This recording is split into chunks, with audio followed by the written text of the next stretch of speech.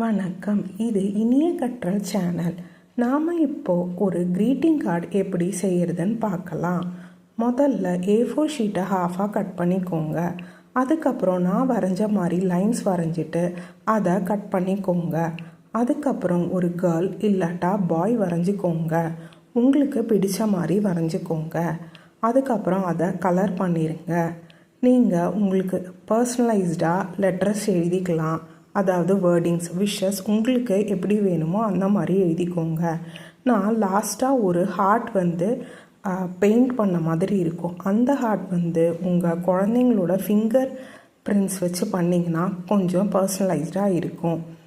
அதுக்கப்புறம் இந்த மாதிரி ஃபோல்ட் பண்ணிக்கோங்க.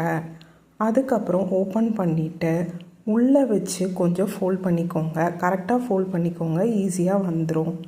அதுக்கப்புறம் ஓப்பன் பண்ணிங்கன்னா கையை விரிச்சிட்டு இருக்க மாதிரி இருக்கும். ஸோ நம்ம கைக்கு எடுத்த லென்த்து வச்சு ஒரு குட்டியாக ஒரு பேப்பர் கட் பண்ணிக்கோங்க. அதில் ஹார்ட் வரைஞ்சிக்கோங்க. அதுக்கப்புறம் அந்த கட் பண்ணிக்கோங்க. 4 ஹார்ட்ஸ் வர மாதிரி பார்த்துக்கோங்க.